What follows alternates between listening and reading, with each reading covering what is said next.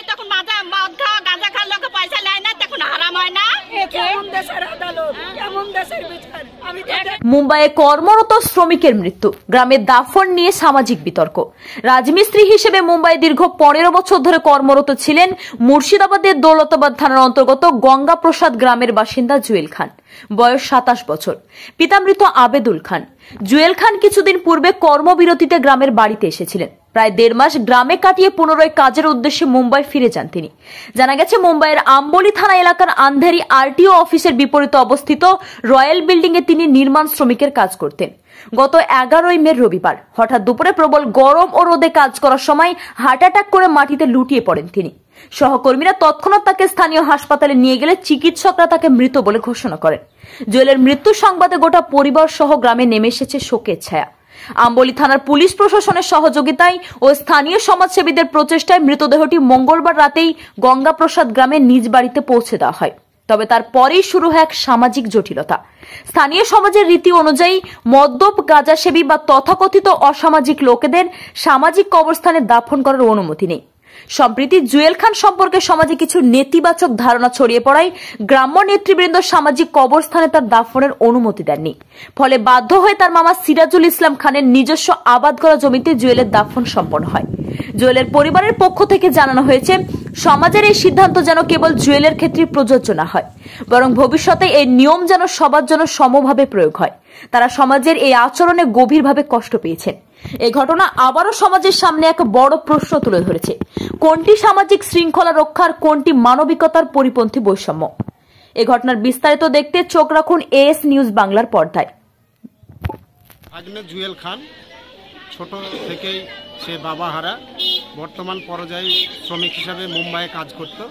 সেখানে যে দিন তাপদ্রহ চলছিল সেই কারণে ওখানে স্ট্রোক করেছিল।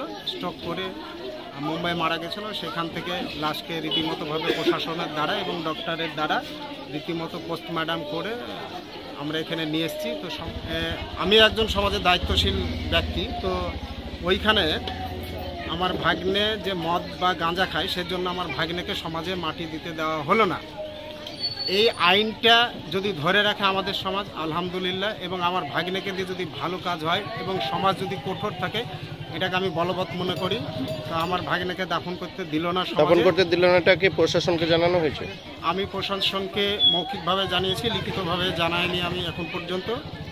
তো বিষয় আছে যে তার ব্যক্তিগত বাবার সম্পদ আছে, সেইখানে গিয়ে আমরা দাফন করছি। আমার এখনও কফিনবন্দি লাশ আছে, আমরা খুলিনি, যেহেতু দাফন করার ব্যবস্থা আছে।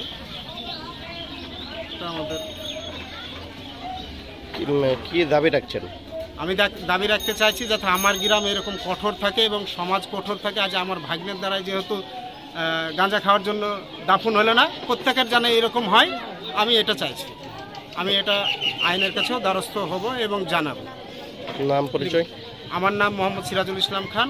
আমি মৃতের মামা, পেশায় একজন টিচার। আইনটা বের করেছে যে বানিয়েছে আইনটা, এটা ঠিকই করেছে। আইনটা ঠিক আছে আমার পক্ষে। আমি যেটা ভাবছি, দুটো করার দরকার। যারা মদ মাতাল যারা হয় তারা কোথায় যাবে? যারা গরিব, যাদের নিজের ঘর নেই, তারা কোথায় লাশ নিয়ে কোথায় নিয়ে যাবে? এখানে যদি মাটি না দিতে যায় তাহলে কী করে ফেলে দেবে? মানুষে থাকতে পারবে? এটা করতে পারে যারা মদ মাতাল থাকে তাদের আলাদা জায়গা বানাও, আর যারা মদ মাতাল খায় না তাদের আলাদা জায়গা করো। এখানে থাকে না, বাইরে তো কি করে না করে কেউ তো জানে না। তাহলে সে জন্য এবার এখানকার সমাজ কেমন, যে সমাজের পিছনে মদ মাতাল মানুষ, এখানে আমরা জানাজা পড়াবো না, মাটি দিব না, ও সব কিসের জন্য বলবে? তাহলে আর লোক, তাহলে গোটা গঙ্গাপ্রসাদের লোক তাহলে কি করছে? মদ মাতাল নাই, একা যেমন করলে ওরকম সবাইকে ওরকম ওই জিনিস করতে হবে। এরকম যে আজকে যে ঘটনাটা ঘটালো সমাজ, এই ঘটনাটা জানে সবার জন্যই থাকে, জানে মাতালদের জন্য এরকমই ঘটনাটা হয়। না হলে পরিবর্তে কিন্তু আমরা এর লেগে যে কোনো খারাপ অ্যাকশন আমরা নিতে দেবো, যাতে এই কাজ যাতে আর না হয়। আর যখন হলো না মাটি, আর কোনো মাতালের জানে ওই গোরস্থানে মাটি আর না হয়। মাটি হলে পরিবর্তে কিন্তু খারাপ জায়গায় যাবে সমাজটা। আমার নাম শামসুল খান।